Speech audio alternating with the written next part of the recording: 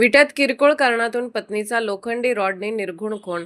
विटा शहरातून एक धक्कादायक आणि हृदयद्रावक घटना समोर आली आहे. घरगुती किरकोळ वादातून पतीने पत्नीचा लोखंडी रॉडने निर्दयी खून केल्याची घटना उघडकीस आली आहे. या घटनेमुळे संपूर्ण परिसरात भीती आणि खळबळ उडाली आहे. विटा येथील नेवरी रोडवरील सुतारकी परिसरात ही थरारक घटना घडली. काजल अविनाश लोटके वय 25 असे मृत महिलेचे नाव असून तिचा पती अविनाश तुकाराम लोटके वय 27 हा संशयित आरोपी आहे. मिळालेल्या माहितीनुसार अविनाश आणि काजल यांचा 4 ते 5 वर्षापूर्वी प्रेमविवाह झाला होता. दोघेही त्यांच्या 3 वर्षाच्या मुलासह भाड्याच्या घरात राहत होते.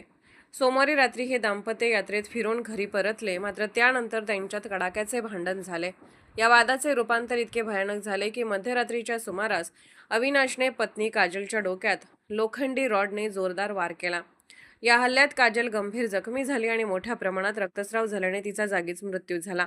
घटना घडल्यानंतर आरोपी पतीने आपला 3 वर्षाचा मुलगा पहाटे 4 वाजण्याच्या सुमारास त्याच्या मित्राकडे सोडला आणि त्यानंतर तो फरार झाला. सकाळी आरोपी मुलाला घेण्यासाठी आला नाही, त्यामुळे संशय आल्याने मित्राने थेट अविनाशच्या घराकडे धाव घेतली.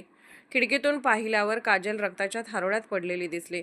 यानंतर घरमालक आणि पोलिसांना तातडीने माहिती देण्यात आली. पोलीस निरीक्षक धनंजय फडतरे यांच्या पथकाने घटनास्थळी धाव घेतली. मृतदेहाचा पंचनामा करण्यात आला असून आरोपी पतीचा शोध सुरू आहे. या प्रकरणी काजलच्या मावशी दीपाली साठे यांनी विटा पोलीस ठाण्यात फिर्याद दाखल केली आहे. दरम्यान तालुक्यात सलग 2 दिवसात खुनाच्या घटना घडल्याने नागरिकांमध्ये भीतीचे वातावरण निर्माण झाले आहे.